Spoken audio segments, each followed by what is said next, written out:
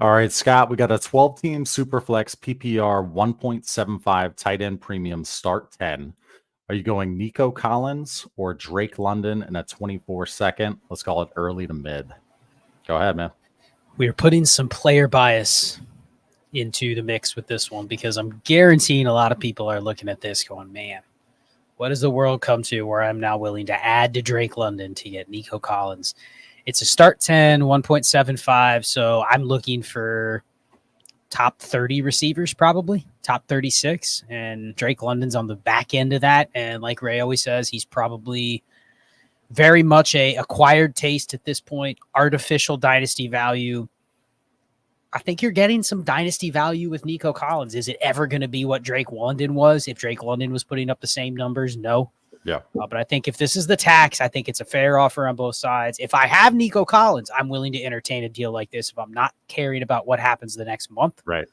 But if I need points, if I'm looking for a hammer, I think Nico Collins is probably one you can reasonably buy for this. You can't go buy a tier above Nico Collins probably for this. You can't go buy Tyreek Hill, Stephon Diggs. You're not getting into even the veteran tier with this type of offer. So if you're looking for, top 24 or better production, this is probably the most reasonable deal. So Drake London is probably on the short list of players that, you'd anticipate would have a value bump in the offseason. There's going to be some kind of window, some kind of narrative, involving quarterbacks and the Falcons. So I think he does have some liquidity now, but yeah, if I'm contending, I need a hammer, I'm just going Nico. And if it's an active league and I know I can get like a second back or, I'm not done there, then yeah, I'm pulling the trigger on that. All right. So Scott, it's kind of hard. I've thought about this a lot. It's kind of hard to verbalize my thoughts. That's why I thought, let's just jump on. You can help me out with it. But the KTC-ification of Dynasty. I posted a poll the other day, and I won't show my screen yet, but basically, do you answer it thoughtfully? Keep, trade, and cut. And the data was very interesting between yes, no, and sometimes. So there were some comments saying, is this kind of a hype meter? Is it something that we should consider in Dynasty? Go ahead, Scott. I mean, it's a shorter and shorter window every single year. Should we be taking it seriously when it comes to Dynasty? I think yes, but I don't think in the way that we're necessarily looking at it right now. I do think there is merit to understanding whatever format you play in. We play in a ton of different formats. We get questions from our subscribers. 10 teams start 8. Apparently, Charlie's question the other night, the 6-teamer was actually a real league. So someone does play in a 6-team league out there, but we get some 8-teamers, some 10-teamers. And then we get some 16 teams start 11, some 14 teams start 12. I mean, the scope of where the lines are drawn, of where players matter, of how you value certain ranges of picks, it changes based on your format. So once you have an understanding of that, I think what Keep Trade Cut does is it is a mini version of community sentiment. It can tell you what is trending out there on the market, just like in life. You jump on social media. I was thinking about this the other day. You jump on X or TikTok, and you may only go on for 15 minutes, right?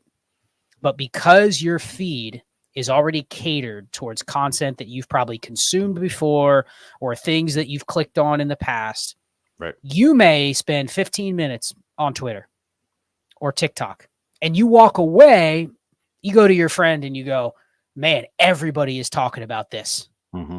Everybody's talking about this event or this thing or this news. Yep. And then you get people that go, I don't even know what you're talking about.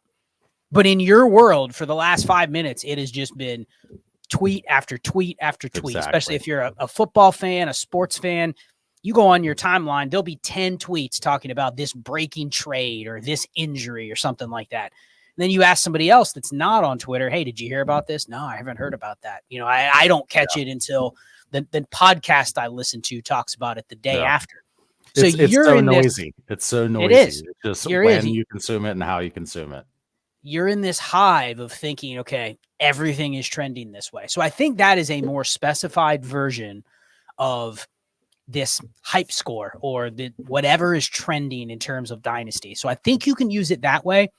But back to my original point, it's mostly inside those ranges where you don't really care about stuff, flat ranges, but also outside of ranges that matters. You know, what do we always talk about? If you can't make a draft pick, turn it into points. If you're forced to make the pick and pick a player, there's going to be certain ranges where you're like, the only thing I care about is what can I do with this player once I draft him. Yeah. Is there a narrative or is there correct. A value spike potentially where they're liquid? Correct. So if you thought about, okay, what do I do at the end of my offseason or the end of the dynasty season, heading into the offseason with my rosters? What I mostly want is things that I know are already liquid that are also helping me, right? They're cornerstone pieces. But in a 30-man roster league, how many players like that can you truly accumulate? Maybe 5 to 10 at most? I was about to say 6, 7. Yeah. Yeah. Less than a 30-year roster probably is core foundation players who are like, this is what my team's built around. After that, you're pretty much looking at every other roster spot. It's either something that have to do with roster construction, like I'm carrying a bunch of running backs, a bunch of quarterbacks, whatever it is. But even if you can't get those, if you're forced to roster a couple roster cloggers, some receivers, some tight ends, the next iteration of what I'm trying to go after is who's going to be trending upwards, who's going to have something happen to where they're going to be in the news. Even if it's not a player I like, it's a player that I go, oh, the starter ahead of him is going to get traded, meaning there's going to be a 2-week window where everyone goes, hey, Foster Moreau's the starter, Clay.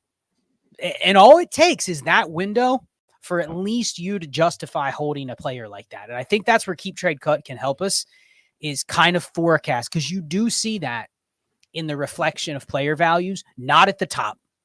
Wide receivers 7 and 10 don't flip-flop based on something as small as that. But you know what does? There's tons of action. You get a little bit lower in the poll. And every once in a while, I'll look at Keep Trade Cut and I'll go, interesting. So, you know, Dearness Johnson has moved up to running back 48. Before the season, he was buried because they drafted Tank Bigsby, right? But slowly, people have gone, okay, he has moved up a notch into relevant range where something could keep him on the radar. And those are the value trends that I think if we could track that stuff, it could help us have an edge when it comes to filling out the rest of our rosters and anticipating movement later on in the season. Right. And there's so many things that come into play there too. When you're talking about picking players, it's like Mahomes or one of the good quarterbacks, this like, you know, really, really deep, what you would consider to be just trash or bench fodder wide receiver. There is a chance because he's attached to Patrick Mahomes that there could be a bump. So no, I get it. And I think you had mentioned format and how deep formats are versus the shallow ones. There's also, I'm sure, a direct correlation KTC with new players. Obviously, it makes sense. New dynasty players. And what do we see oftentimes with new dynasty players? We see a lot of shallow leagues. You know, we see a lot of 10-team single QB start 9. Yeah, we're trying to spread the super flex message, you know, preach the gospel, but there's also that aspect of it too. So I look at KTC, and when I guess I'm in a trade and they value a person as being like 2 firsts, it just seems like they are a very KTC minded player. It's a league mate who either you know they follow KTC or they just scream that they do. I don't know. Well, I mean, I think it's important to use it, to be familiar with it, to be able to concoct deals to send out to other people. But what do we always say? When you send out more trades than you get, which, I mean, especially Shane and I are sending out probably 95% of the trades that we're involved in, we're sending them. And we don't anticipate that a lot of those are going to get accepted. But what I do anticipate is that active managers will respond. And sometimes all it takes, especially in a lot of our sleeper leagues, our listener leagues especially, someone may decline your trade, but they will also, and maybe it's just because it's me or it's you, like they are fine responding back versus just hitting decline, right? But quite a few of them will message me, hey, this is what I was thinking. Now, I hate to say this, but they're giving me free information about what they're trying to do. I may or may not be able to use it, but sometimes when someone may spill the beans on, hey, you know, the trade calculator doesn't really seem like this is fair, or, you know, what, it doesn't even have to be the trade calculator. It's why would I make this deal when clearly this says this guy's more valuable or this guy's worth at least a first. They're getting that from somewhere. So if you can figure that out, you can use it against them. We had a comment in here about doing that. Here it was, Evan's comment. In his experience, responding to somebody else, but they only accept deals when KTC says so. Now, for me, if I know you're using KTC, I guarantee I can find a way to exploit that. Oh, definitely. And that's what we're going to talk about next. Well, and that my question for you is, what I found is people will apply KTC principles when it favors them. But when it doesn't, they'll get twisted and start saying, well, KTC's wrong, or it's not up to date on the current information, which is largely going to be true. So if you can catch somebody that is just a truther, and because I think Evan had said this before, how much do you recommend using KTC against truthers? If they're really a truther, let me play against a truther. Line it up. Yep, I'll go find something that tells me, exactly. I like what I'm getting, even though KTC likes their side better, and we'll make the deal. And if I can get them to just stick with that no matter what, then you're going to win. And you send them like six options, and you just have it add up to either side. And even you throw in one where it's a little bit in your favor, but you just throw a ton of options. Like, thank you. You saved me a lot of time that way. But yeah, KTC, let me go ahead and share my screen. That'll help me be able to spit out words. So let me know when you're ready to, let's see, share screen. Okay, so yeah, this was the poll. When you're prompted to keep, trade, cut, do you take time to answer it thoughtfully? I'll say a few things at first. One, I love KTC. I love how it's a community crowdsourced thing, like mad respect. Like that's very much where I align as well. But one, thank you to, who is it? Someone let me know that you could pick, I don't know these players. It was confusing and I didn't even see it because it's like small print and like oftentimes I know the players. So thank you for the education. Evan Ringler also put, excuse me, I realized I'm sharing but not scrolling. Evan Ringler also included on here a thread. You can go through it yourself, but basically saying like what keep, trade, cut does with their algorithm in terms of how they collect the data. If you just smash keep, trade, cut without focusing on it, then it's going to flag you, right? And not consider your data to be valid. But it was a little bit sketchy in terms of how many people selected sometimes, because bad data is worse than no data. So when you're prompted to answer keep, trade, cut, they're only sometimes thoughtfully answering it.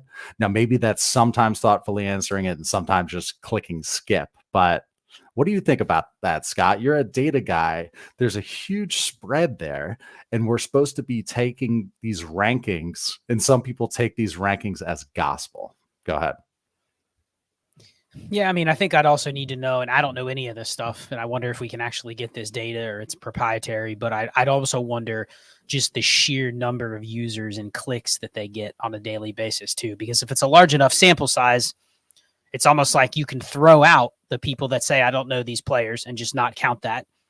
And then if you took the percentage, or you took like the percentage of error on the people that just say, I just answer these randomly just to get to the site, you could even throw those out. And if it's still a large enough sample size, if you could just somehow filter for people that are, maybe there's something that you could put into their site to where if it is answered close enough to what it should be, then it's going to count. Does that make sense? Like it's not just a completely off the rail vote from somebody that's going to skew the data. I still think the sample size is large enough to make it relevant.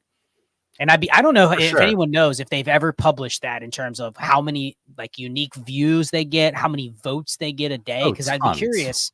Yeah, I'd be curious if it's large enough. I don't even care if 30% of the people are just answering haphazardly, or another 20% are just saying, I don't know these players. Clearly, you know the players. Most people are going to know who Stephon Diggs is if they're visiting this site to begin with. But even if you omit all of those, say only 40% of the people that are voting are even doing it half serious, that's still probably big enough to legitimize what they're putting down, right? Like it's big enough sample to say, okay, this data has some merit. Then it's how do you go out and use it? And also how fast I've always wondered, Because what would you say? KTC is maybe a day or two behind what that's actually happens on the field, but it's faster than you'd think. Like if a guy blows up on a Sunday, Tuesday morning, they're already trending up 10%. Like they're getting enough of a sample size to say, okay, Kyron Williams has moved out of nowhere. He moves into the top 10 at running back. Like someone's clicking that upwards. And I wonder if there's anything else they use to push it up quicker, but they're clearly getting enough volume to say like people are coming in and voting even after Sunday to move players up in the next day or two. But it's also just the like at the top, like the data collection. It seems like, I don't want to say a confusing way of gathering data and creating kind of like a hype meter of sorts, a community consensus. But sometimes in like a couple of the players, and maybe you're like, this one's a little wonky for me, I'm gonna skip it. But that's asking a lot of people to take the time to do that. When people that go on Keep Trade Cut or Dynasty Daddy, Dynasty Trade Calculator, they're going there for a reason. They're in a rush. So anyway, I thought it was very interesting. I had some other point that I wanted to talk about with the Keep Trade Cutification, but yeah, man. So how do we exploit it? People are reactionary. They're looking at Keep Trade Cut, whether they need the numbers to line up or not. People are looking at it as a hype meter, but it does, we want liquid assets in Dynasty. So if these guys are going up on Keep Trade Cut, community thinks they're liquid. But how do we exploit this? I think the fact that we are process oriented is a big advantage, because people will be able to do this with players all day. Basically, it's making our roster more liquid, just thanks to the market acting quickly. So we just hope that we have a handful of those players. Go ahead, dude. So I think a way to exploit it is, it's a simpler concept, but I also think it's not a way a lot of people are using Keep Trade Cut. A lot of people are using it for, what is a player worth? How do I compare a running back to a receiver? How do I compare a quarterback to a draft pick? That's what people are using it for. They're trying to make sure they're in the same ballpark. What I think you can use it for, you can certainly use it for that. But if you're an experienced player, if you're watching this show right now at 12:15 on a Thursday afternoon, you're probably a fairly savvy player to where you already generally have an idea of what it should take to buy Drake London, Jalen Waddle, Saquon Barkley. Like you kind of understand the general value of what a player should go for. Then you go out and test it in your league, and you can tell immediately. You also know, is the manager that has those players that you're trying to sell to or buy from, are they even on the same planet? Hey, I'm willing to buy your Saquon. I'll give you the 112. I need 2 firsts. Okay, that person's not on the same planet, right? Or vice versa. Hey, I'll give you a 3rd. Not on the same planet. So that person you can eliminate from either side of being a trade partner. What I think you can use Keep Trade Cut for is, when you go to the site, I think you can use the trending players tab. I think that in ranges where they are already ambiguous, I think it's a good way to measure demand on players. Not how much they go for, but can you move them? Mm-hmm. And I think this is generally good for running backs. It's good for, the mid-tier receivers, the low-end QBs, the dead zone of tight ends, but it's probably a good majority of the player pool. Like I could ask you, Clay, I could name 5 players right now and assume you have a completely neutral situation. Maybe you're an average Dynasty team. You're contending a little, but you're not sure how good you are in the future. Just you're very open-minded on your roster. Right. And I could just say, Clay, do you want this player at his cost? And there's no debate on what the cost is. There's no haggling. We just look at the KTC price. It's an early second. That's the cost. And the answer would be, Clay, do you want them at that price? And some players you would say, hell no. But the reason is you just don't even want that player right now. Something's going on. He's injured. He's not playing well. You don't want to spend that second on that player right now. Other players, you'd go, yeah, that guy's kind of moving up.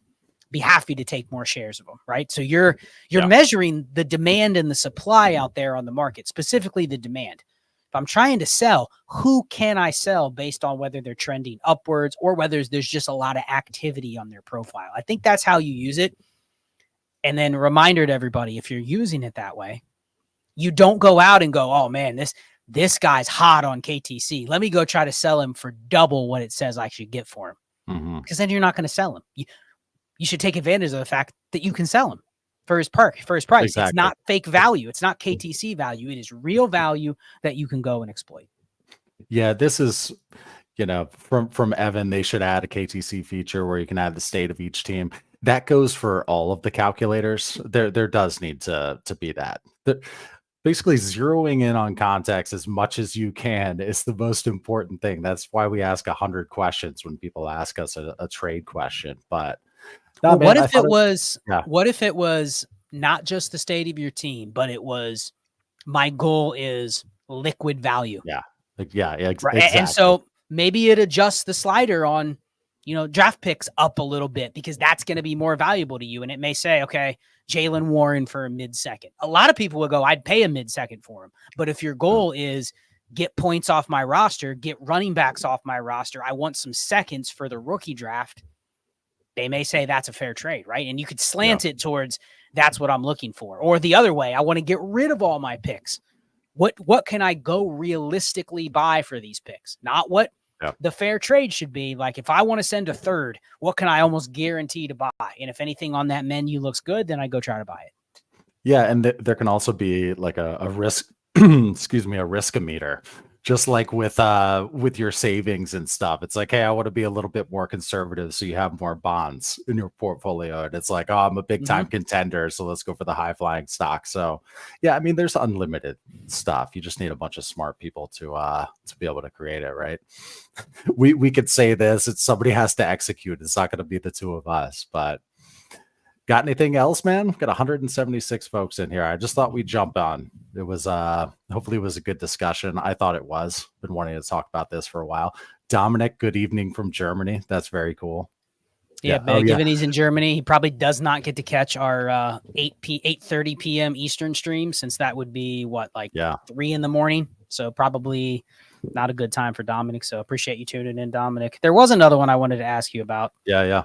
There was an articulate question. This one, Cleasy Money Sniper strategy question.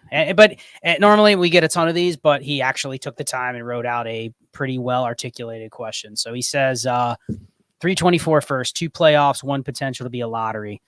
I need his brother. He needs his brother to win his matchup and for him to win against the guy whose potential lottery pick is half. So basically he needs to win and he needs his brother to win. Right. For, I guess, the pick that he has to become a lottery pick.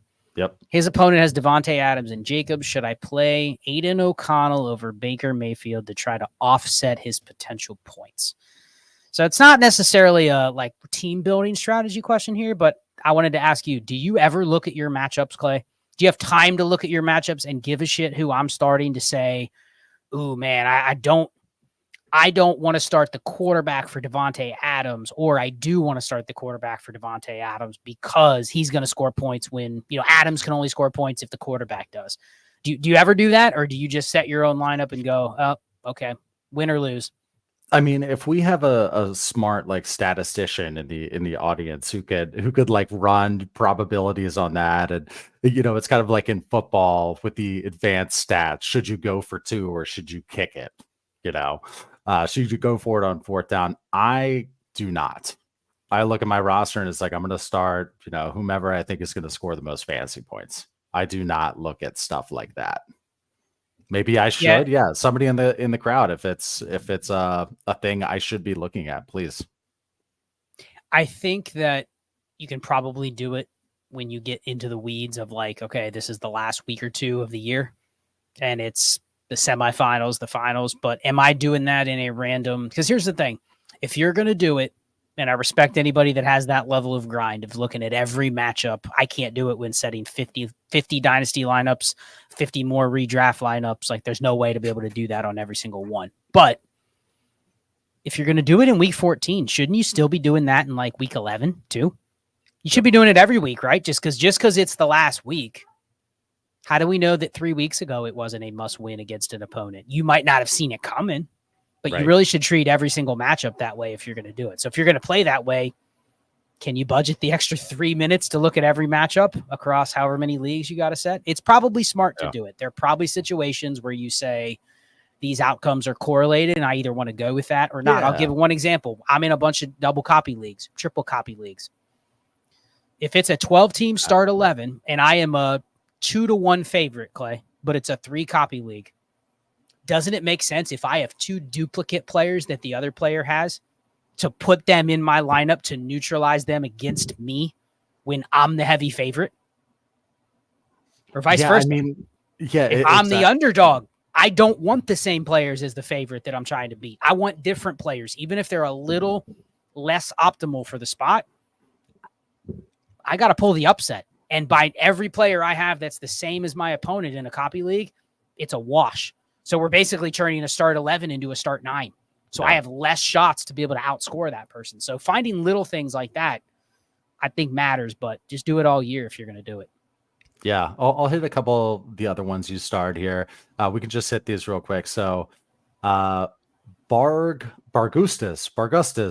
I have not seen a question from you before. If you just found us on YouTube, seeing that we were live, welcome. You should hang out. He's in Europe. Another European that can now tune in because we're going live at noon. That can't make the 8:30 Eastern on Tuesdays. Thank you for the question. 12-team Superflex, half PPR, start 10, sell Russ and Chuba Hubbard for Bryce Young. I know my answer. Yeah, I think I do. I think I do this because I'm basically paying Chuba Hubbard for what are we buying here? We're buying probably some flexibility, right? There's going to be, whether you think Bryce is good or not, it can't get any worse. There's going to be an offseason of they clean house, they hire a new coach, it's a new offense. Like, it can't get worse. So I do think upward momentum there is with Bryce, and all you're paying is Chuba Hubbard. So I think that's an easy one. I assume you were going to say the same thing. Yeah, because Bryce Young, I mean, we were talking about KTC today. He had a couple value swings that happened. Now, this was like 3-4 weeks ago, whatever it was, 5 weeks ago. But he had a couple quick value swings to where he was seen as trash and then got some hype. And then he had the game where, he threw like a ton of picks or something. Anyway, he had a bunch of different spikes. So again, I want those types of players. I also happen to like Bryce Young, and that's a cheap way to get him. That's very cheap. And the time, like right now, selling Russ and Chuba Hubbard, they're worth nothing in the offseason. Nothing. So I like it. Yeah, okay. That's very short-sighted. Like, yeah, they can help you now a little more than Bryce, but it better be. I can't even envision a world where Russ Wilson and Chuba Hubbard are the difference between whether you're winning or not. You know what I mean? So I just don't see a world I would do that. Right. So let's go to this one right here. 2024 first. What do you think you could buy with the 101? What do you think you could buy with the 112? 12-team Superflex. I guess let's just assume start 9 or 10. Oh, I'm sorry. Yeah, start 9 or 10. So I just did the Dynasty Portfolio Weekly. I talked about 24 first and how you can buy receivers with them, kind of the general range. And I think the 112 fits into that range. Probably the lower end of like the wide receiver 2 to 3 tier. Probably 112 is in there. 101, I'll just say this. I said it the other night on the stream. I have a couple 101s that are already locked in. Market ain't there. The market is not there. I have tried. I'm willing to move a 101, but I also know exactly what a 101 is. Forget about whether it's Marv or Caleb or Drake May. It is my choice of all of those. So that's the thing forget about the names of the players. Everybody knows there's going to be a couple studs. But the idea is I get to pick which one. I get to wait for 4 months, then determine who I want to pick. And we know that's going to be damn near a first-round startup pick. So, I mean, generally, that's what I'm looking for. I've sent out a couple deals, and they've been rejected. Now, do I expect somebody to sell me CJ Stroud for that 101? I understand why they would pass. Sure. But some of the deals I've sent out have been more than reasonable. Pretty aggressive. 101 for 101 for CeeDee Lamb and a backup running back like Antonio Gibson. Declined. But I bet you on KTC, I bet you when we get to the offseason, Clay, what's going to be going higher, the 101 or CeeDee Lamb? All day. But the person won't do the trade, and they're not in contention. So it's one of those where, like, I'm a contender. I have Dak Prescott. I went right to CeeDee Lamb. Do I want to trade the 101 for a receiver? No.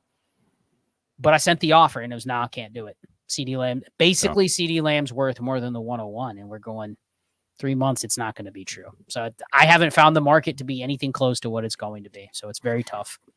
And when you think about content creation, too, and just just hype and just technology and how graphics and stuff get better, just consuming content, whether it's the volume and also the quality of it. But there's just going to be more and more every single year. I mean, how are, excuse me, regardless of the class, how are picks not just going to, I feel like, exponentially increase in value, not just like a steady, okay, worth this much more, worth this much more. It's got to be a spike. Like with the technology and just all the coverage and hype around picks and rookies and stuff, I don't see how even in a weak class picks could ever go down. Instead, they will go up by a tick every freaking year, unlike Deontay Johnson's value. So it's funny you say that, because I think you're right. That's going to happen every offseason. People are going to gravitate towards picks when the class is good, especially like this class, right? But with the new Dynasty player being very much an immediate gratification type, day to day, week to week, I'll trade anything. I don't give a shit. I want points. I want to win, right? The pick market, the peaks and valleys of the pick market throughout the Dynasty year, I think is going to swing higher and lower than it always has. Like I just gave an example. I have the guaranteed 101, and the interest in it is nowhere near a player that should be right around the range where the 101 is going to be. But I guarantee when you get to the offseason and that 101 is there, that same person, especially if they need a quarterback, they're probably going to be going, all right, you know, what can I do to get one of those picks? Maybe not the 101, but how do I get that 103? How do I get that 104? And they're going to be willing to pay for it then because they need it. So it's weird. During the season, I think everyone knows picks are going to increase. But just because of the hive mind of the new age player that is all about points, win, don't give a shit about anything but that, I haven't seen the return for picks. So I've been forced to hold more than I probably want.